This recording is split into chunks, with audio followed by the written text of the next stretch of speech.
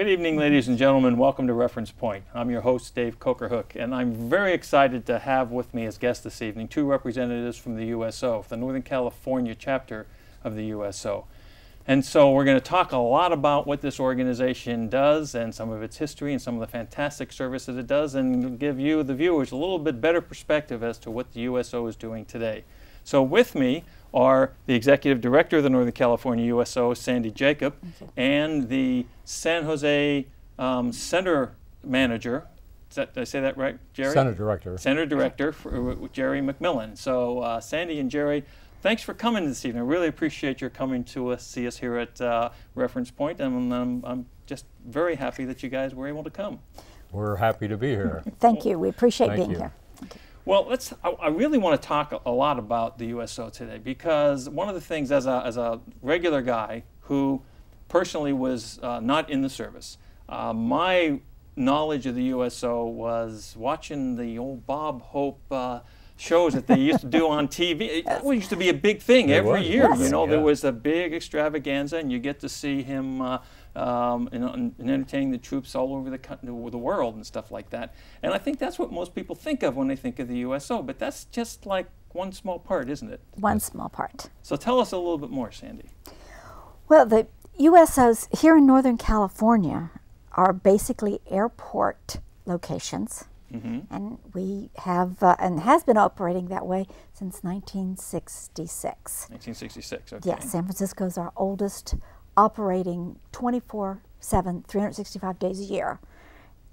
They've never closed since 1966, and they've offered services. San Jose came in, and we also have a location at Travis Air Force Base Passenger Terminal. Oh, okay.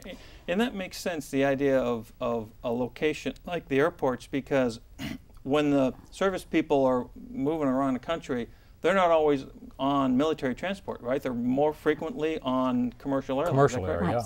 Right. And a lot of them are flying standby, so they may get on a flight and they may not. And they may not. And therefore they need a home away from home to be able to come in and eat, have something to drink, a safe, clean place where they can curl up and sleep, read a book, check their email, play video games, whatever they'd like to do. And that's what safe environment. That's one of the key things that the Northern California, do we call it chapter, division? What's the right term for? Just operation. There you go. Yeah. What Northern California does. Jerry, you run the activities in the facility down there in San Jose. Right? Yes, that's correct. And you've been there for, what, did you tell me, six, 7 years now. Time flies when you're having fun, you know. I kind of lost track of that. But just before the show started, we were talking a little bit about the number of men and women that are in the service that are coming through just the San Jose facility. And, That's correct. That was an astounding number. Tell me a little more about that. Well, since the first of the year, we put through roughly 7,000 troops. 7,000 troops have come since through, January 1st. Come through the USO come facility. Through the USO. And they're en route to, well, you know, when they get their orders, they're directed to report to the USO at San Jose Airport. That's where they pick up their transportation. Oh. They're transported via commercial buses or military buses down to Fort Hunter Liggett or down to Camp Roberts. Those are the two big training places that we support. Okay. And so you see just about everybody that comes through San Jose then? Absolutely. 7,000 people since January. That's a lot of bodies to manage. That's a lot of bodies, and I told you earlier, Dave, they're all hungry. They're all hungry. Oh, I can understand that. Yeah, they're all young. Yeah, they're all right. hungry. And I guess that's one of the key things. Sandy, you mentioned it just a minute ago, the home away from home concept. Yes. And yes. You know, as just somebody who's just a citizen, we don't always think about what's going on for our servicemen and women. All right, and they're moving all over the country, and they're packing up and going. They get orders, and they go, and then the family goes, and all that sort of stuff. And so they're, you know, having some place that you can hang out for a little while that's a safe space where you can just do nothing or chill or whatever can be a really important thing, I should think. It is, and especially for the families, we might get a call that there's a mother with a couple of small children, and she's got her stroller and her carry bags, and she needs help from that gate to come in. And the USO volunteer is going to run to that gate and meet this mama with her babies, bring them to the USO, and in some facilities we do have nurseries, so they can have a private place and a baby bed, put the child in, and there's usually Pampers, and there's different products that they might need for the children. And there's always a few toys and stuffed animals that they can take with them, so that they have a separate place for just these children to rest. Which is not and sleep. something you typically find when you're traveling and you're going through a major airport. Just That's as you know, I mean, my family and I have traveled all over the place in the United States, and sometimes our kids were just very little, you know. And you're going through O'Hare or you're going through Denver or something like that, and you're really, I mean, you can go into the restroom facilities and there's a changing table, okay, but there's no place you can go and take your family. But what the USO is doing is it's providing a little extra something for the family members of the service people that are serving the country, which I think is absolutely fantastic. I want to talk a little bit about something. I'm going to take this one down and put this one up here. You were mentioning something earlier about the history of the organization, and I'd like to delve into that a little bit more, because if I remember correctly, 2011 will be the 70th anniversary of the USO. Is that correct? Right, yeah. That's correct. That's a lot of history. It's a lot of history. And you started out when? 1941 had the USO beginning. Franklin Delano Roosevelt, with the world buildup of troops and stuff, and situation as it were at the time, decided that the servicemen needed a place to go and relax in their off-duty time, to meet friends, to write letters home, to call home, whatever. And so they wanted to have a place where these troops could go and relax and have a cup of coffee and a free donut and stuff like that. So, so the USO was formed back in 1941, and if you look at the logo there, the USO, there are 6 stars there, indicating the 6 service organizations that were formed together to make this thing called the USO, which is the United Service Organizations. Plural, yeah, okay. And they're made up of the YMCA, the YWCA, Travelers Aid, Salvation Army, Jewish Welfare, and Catholic Charities. They were the original service organizations that came together to form the USO. Okay. And we've been serving the troops ever since. Right. Now, these 6 organizations are still there. They're still present, but they're not currently directly a component of the USO. Is that correct? That's correct. The USO is chartered by Congress, and so it's a standalone organization. Great. Now, present Okay. time. So now, and so when it comes to chartered by Congress, so that implies some level of government funding. No. No. No. Several organizations are chartered by Congress, but they don't receive any federal funds. We receive, the USO of Northern California receives no funds from any military source, any government source, just the donations from our friends, families, supporters. Our other service organizations supports most of all the veterans organizations. Right. Make sure we get donations through corporate donations, but mostly it's that person that wants to thank our military service men and women, and they'll send that check in, and with that we're able to buy the food and keep it clean and allow them to have some relaxation as they come through the USOs. Right, and there's a couple other things that I think you guys do that are pretty interesting. You were telling me last time we met that there's a program that you have for recently or deployed, or just before they're deployed, something tied to their kids and things like that. I don't remember the details of that, but that was a fascinating program. Well, we have several programs that we do with the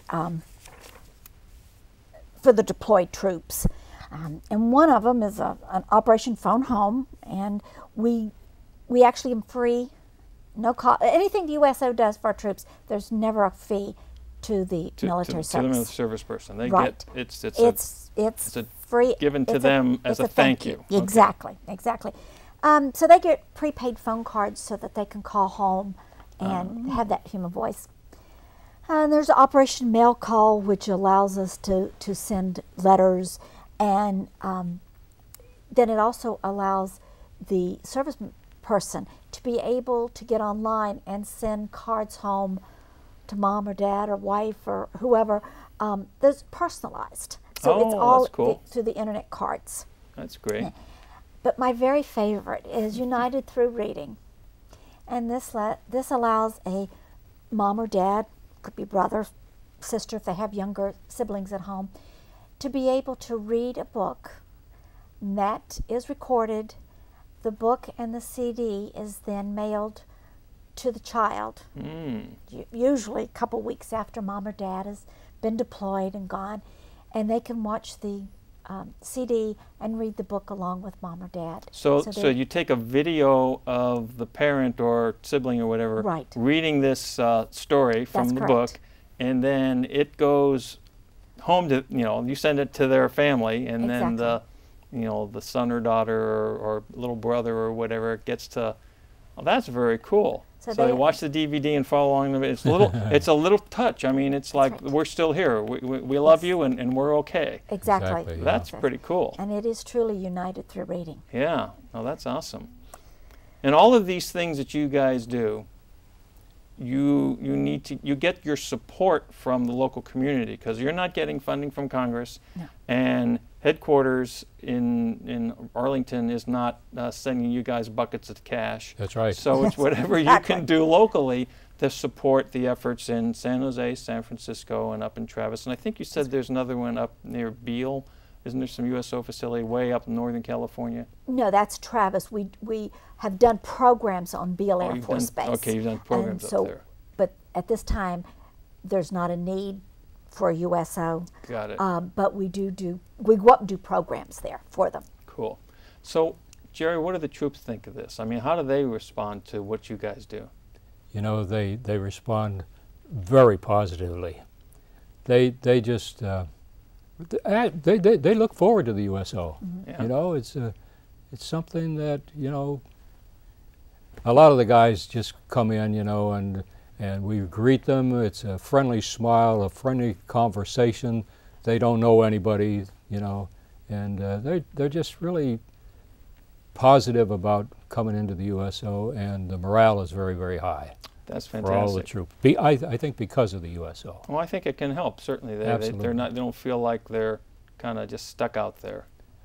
Now, one of the things that when you look at the old movies and things like that from the 40s and the 50s that we're talking about, the World War II era, one of the things was there would be the clubs and the guys would go, so it'd be like a dance club, and the music and the food and the blah blah and that sort of thing. Does that kind of thing still occur within the framework of the USO? At some of the large bases, there's definitely some service clubs. If that particular organization doesn't have a recreational center for the military, and there'll be, but it's not so much in the dancing as to having live entertainment. Oh yeah, okay. Or they'll do other functions as organize trips and video game playoffs and tournaments and different things like that. But they do have some bands and some dancing. Dave, I want to just throw one thing in there too. It's all of the volunteers that we have, they're incredible. They're absolutely incredible. They love what they're doing, and they know how to treat the troops. And here's an interesting thing is that I have a couple of volunteers at the San Jose airport that actually met at the USO when they were younger and got married. Is that right? And they're still volunteering at the USO. Oh, that's very cool. Yeah. That's so cool. I think you've just hit on a really important point there too, Jerry, and stressing the volunteer, because virtually everyone, with very, very few exceptions, if I understand correctly, the folks, the men and women who are they're staffing the facilities and providing the services to the troops and their families are all volunteers. They're all volunteers. At the San Jose Airport, we are 100% volunteers.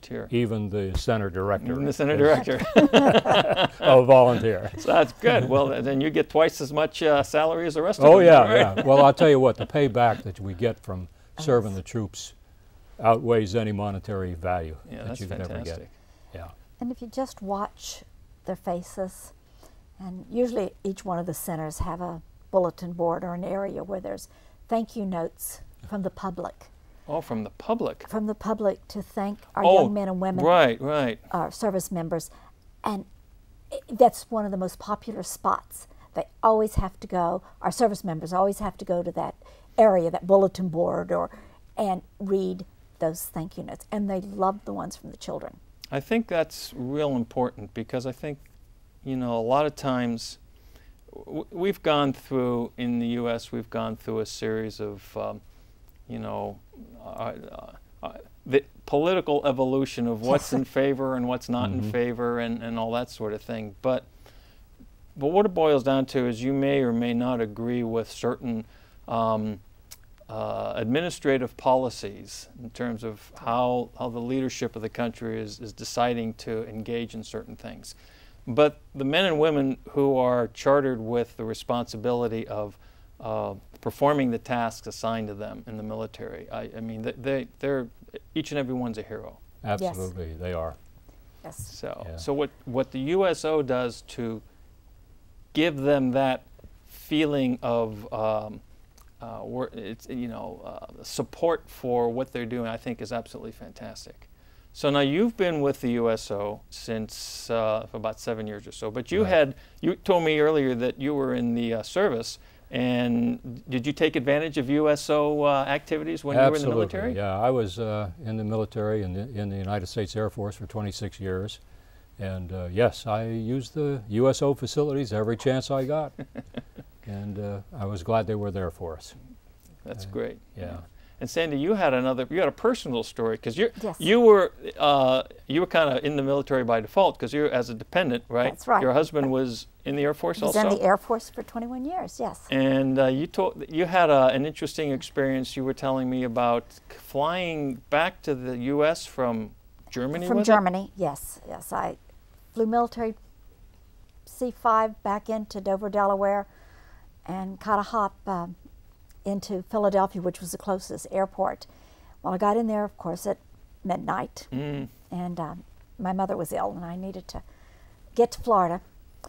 And the airport at that time, just a few years ago,